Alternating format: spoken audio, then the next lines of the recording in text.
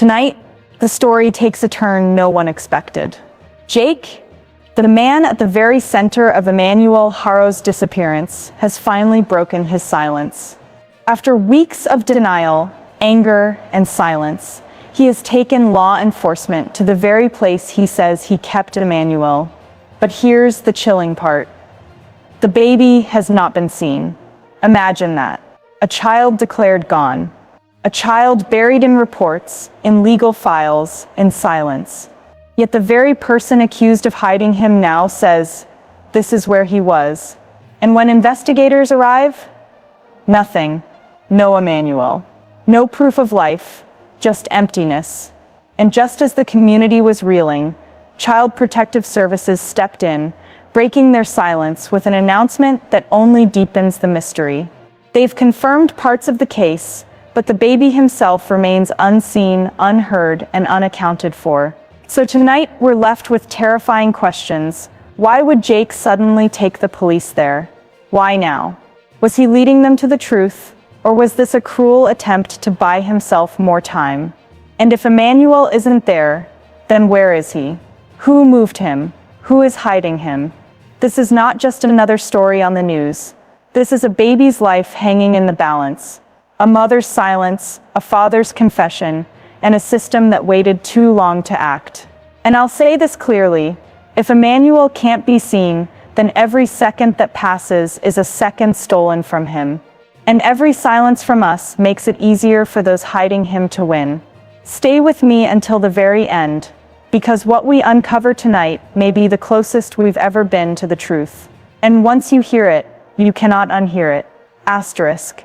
So stay tuned, because before this video ends, you'll understand why Jake's sudden cooperation may not be just a confession at all, but a desperate attempt to control the story. And if Emmanuel's not gone, but hidden, then silence is no longer an option. Every second you watch brings us closer to the truth. This isn't just about a case, this is about a fight. And DetectiveMax is here to stay. We will not be quiet, we will not back down, because silence is how cases die. And silence is exactly what whoever hid Emmanuel is counting on. This is a movement for truth, and every single subscriber is part of that fight. One voice alone can be ignored, but thousands of voices demanding justice. That's how we put pressure on the system. That's how we force answers. That's how we become the voice these victims never had. But before we dive into this, kindly subscribe to our channel if you believe in fighting for justice. Because every view, every comment, every subscriber is a stand against silence, and a step toward justice for those who cannot fight for themselves. We've just crossed 5,000 subscribers, all because of your support, and we need that same energy to reach 6,000, then 7,000, and then 10,000. So go ahead and drop your fingerprints on that subscribe button, and where you watching from, because wherever you are the day this vision is fulfilled, I will send my appreciation straight to you. Let's keep building this community that fights for justice together. Breaking developments tonight, Jake has taken investigators to a location he claims was where Emmanuel Haro was kept. The revelation alone is enough to shake the foundation of this already fragile case. But here's the chilling reality. Despite Jake's cooperation, the baby has not been seen. The immediate question becomes unavoidable. Did Jake just deliver a breakthrough that could expose the truth, or did he carefully guide authorities toward another calculated dead end? The timing, the sudden willingness to cooperate, and the absence of Emmanuel himself all raise unsettling implications about what really lies behind this latest twist. And there's more.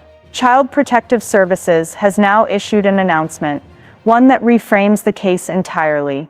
What they revealed does not just add a layer of complexity, it changes everything we thought we knew about Emmanuel's disappearance.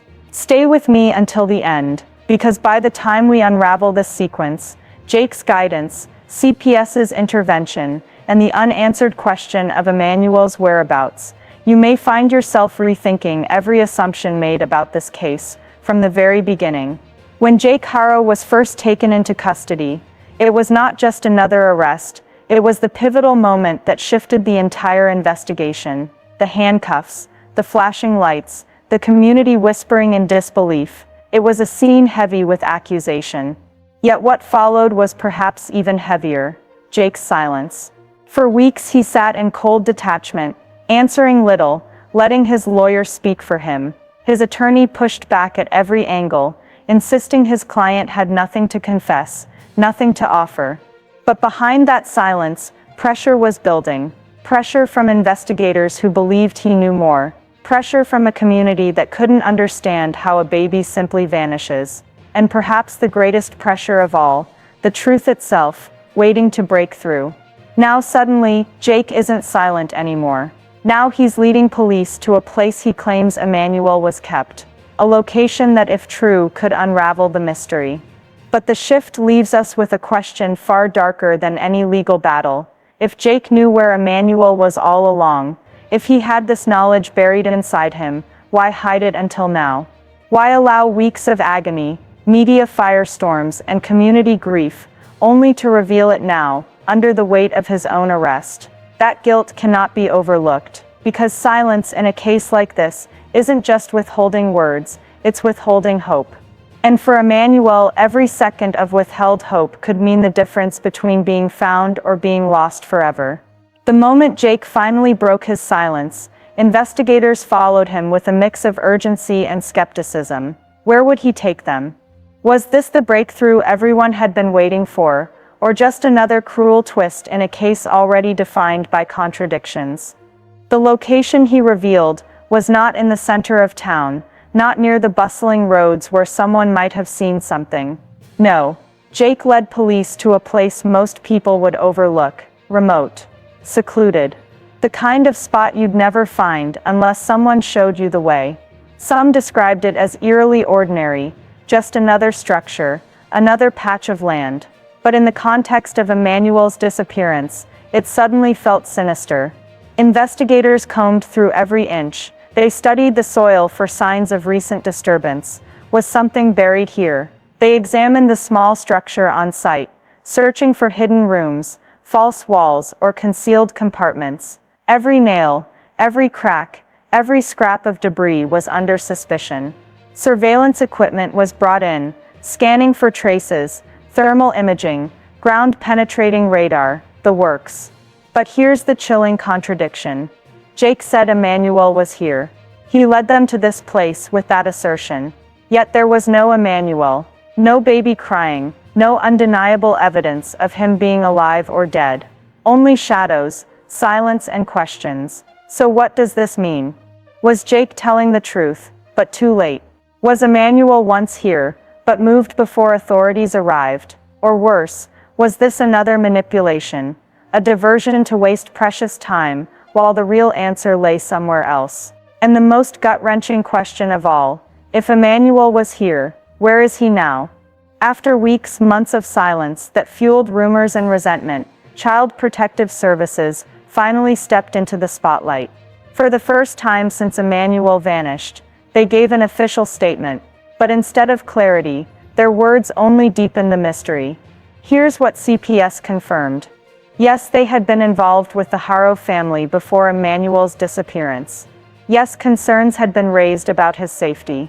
And yes, they had been monitoring the case behind the scenes, even as the public demanded to know more. Here's what they denied. They claimed Emmanuel had never been formally removed from his parents' custody before he vanished. They insisted no protective placement had been arranged, despite whispers that someone higher up may have known more than they were letting on.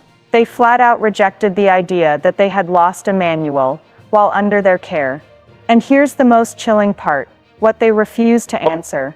When asked directly whether Emmanuel is alive, CPS officials paused. They shifted their language, hiding behind phrases like ongoing investigation and sensitive information. They would not confirm, they would not deny, they would not say where he is, or even if they know. The community erupted in shock. After months of silence, this was the moment people thought answers would finally come. Instead, CPS's announcement left parents, neighbors, and advocates with more questions than ever. Why now, after all this time, did they choose to speak? Why wait until Jake led investigators to a location before saying anything? And most importantly, If CPS truly knows more, why hasn't Emmanuel been brought forward? Because right now, we're left with this cruel contradiction. The agency designed to protect children has spoken, but there's still no baby in sight. When Child Protective Services finally stepped forward, their announcement didn't just stir outrage against the system. It dragged someone else right back into the spotlight. Emmanuel's mother, Rebecca. From the very beginning, she was at the center of this storm. In those first days, her cries echoed across every interview, every news headline. We saw a woman trembling with grief, begging for answers, clutching at hope. People described her as broken, distraught, and desperate. But then, silence, a sudden quietness that was impossible to ignore. The mother who once shouted Emmanuel's name, who once wept so publicly, seemed to vanish into the shadows. No more cries, no more interviews, no desperate plea to the community, just silence. And now CPS's carefully worded statement throws that silence into sharp focus. Their language was cautious, almost defensive, confirming certain details, while sidestepping others. But woven in between the lines was a disturbing implication. Rebecca may have known more than she ever admitted. Think about it. Was she quietly cooperating with CPS all along, giving them information, while the public was left in the dark? Or was she strategically silent, shielding herself, or someone else, from exposure? Because here's the truth. A mother cries for her lost child. That is instinctive, primal, undeniable. But a mother who stops crying, while the mystery remains unsolved, that raises haunting possibilities. Were her tears genuine, or rehearsed? Were they for a child truly gone, or for secrets she could not bear to speak?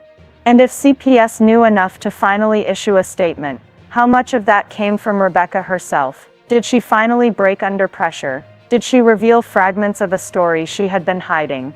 Or did her silence make her complicit in the very act that took Emmanuel from the world's eyes? Here's the guilt trip none of us can shake. If Rebecca knew her son was alive, then her silence is not just grief, it's betrayal. Every day she stayed quiet, Emmanuel remained hidden. Every day she withheld the truth. If she had it, was another day her baby's cries went unheard. So the chilling question becomes this. Was Rebecca truly a grieving mother who was kept in the dark? Or was she a mother who already knew the truth, and chose to bury it alongside her son's voice? When Jake finally led investigators to the place he claimed Emmanuel was kept, the response wasn't casual, it was methodical, surgical, and intense. Here's how law enforcement typically handles a claim like this. First, the site is secured. Every inch of the ground becomes evidence. Investigators don't just look, they document. Drones sweep overhead, mapping the terrain. Teams photograph, sketch, and mark the area. Nothing is left to chance. Then come the forensic digs. Soil samples are taken layer by layer, searching for signs of disturbance. Fresh earth, hidden compartments, concealed remains. Even microscopic traces, hair, fibers, blood, are potential breakthroughs. If Jake was telling the truth, the land itself would carry the memory of Emmanuel's presence. Next, search dogs are deployed, specially trained cadaver dogs, scent tracking units. They comb through the area, reacting to scents human senses could never detect. Dogs can pick up the trace of human remains long after time has passed. But here's the thing, if Emmanuel truly was alive in that space, living there at some point, the scent markers should be there. And yet no official confirmation has been made public. Then comes the surveillance sweep. Investigators check for cameras nearby, private security, traffic cams, even wildlife trail cameras. In today's world, eyes are everywhere. If Emmanuel had ever been transported to or from this location, there's a chance something or someone captured it. But here's where the cracks begin to show. Law enforcement has admitted the search took place. They've confirmed investigators were on the ground, combing through the site, but they refused to say what they found. No photos, no evidence logs. Not even a vague statement like nothing was discovered. Instead, there is a silence almost as loud as the case itself.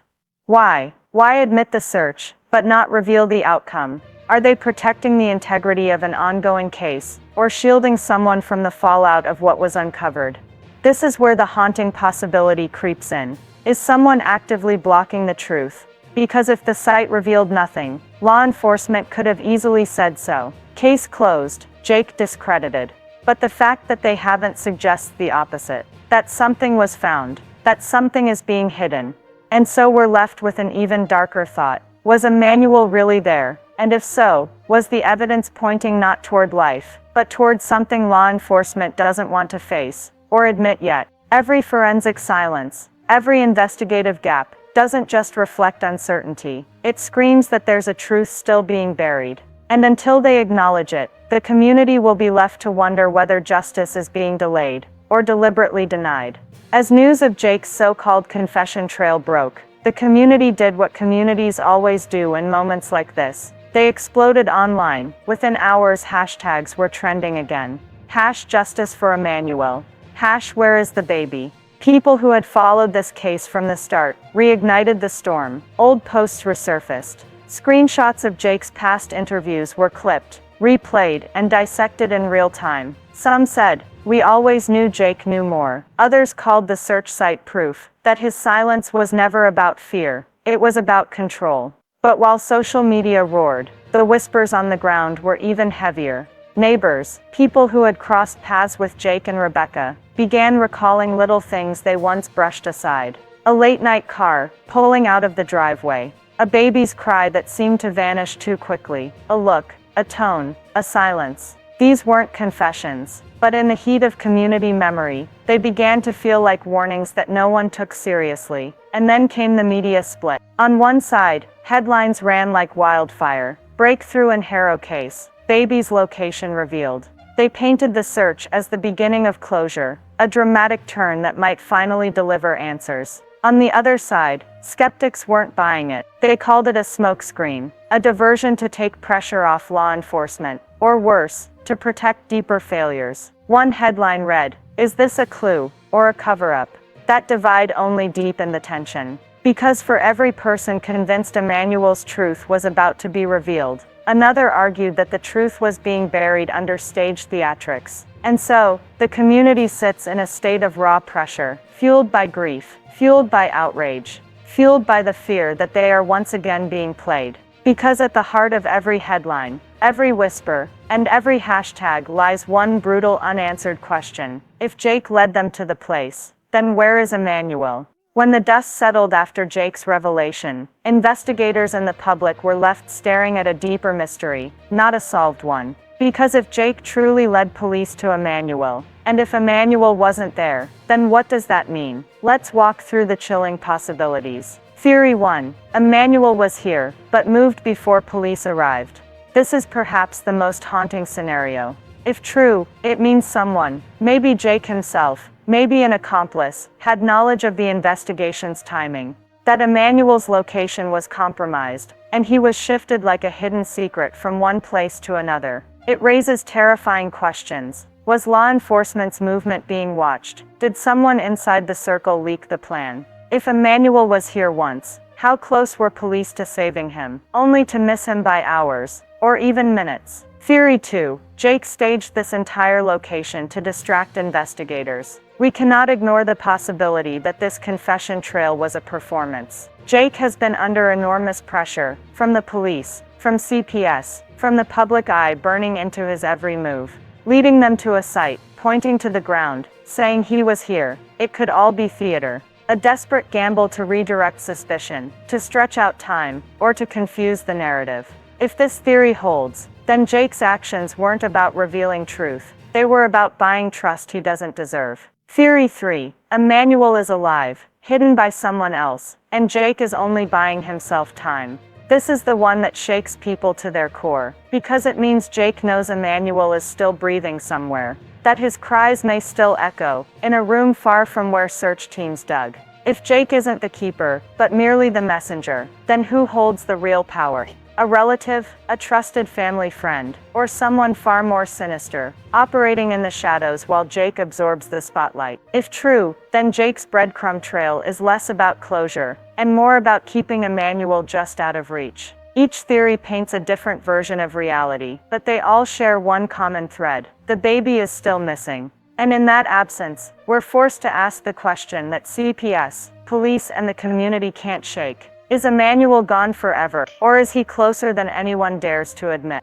Let's pause, let's breathe. And now, let's look at this case not through the lens of shock, not through emotion, not through the loud debates on social media, but through the mind of a detective. Step 1. The timeline. Jake's arrest. For weeks, he said nothing. Denial, silence. His attorney shielded him from every question, every spotlight. Suddenly, out of nowhere, Jake leads investigators to a location, a place he claims Emmanuel was once kept. Almost on cue, CPS, after months of silence, finally steps forward with their announcement. An announcement that should bring answers, but instead, brings only more questions. And looming over all of this, what matters most, the baby Emmanuel Haro, is still unseen. That order matters. Nothing in criminal investigations is random. Sudden shifts in behavior almost always point to a trigger. Something forced Jake's hand. Something made CPS move. Something connected these events in ways the public isn't fully seeing yet.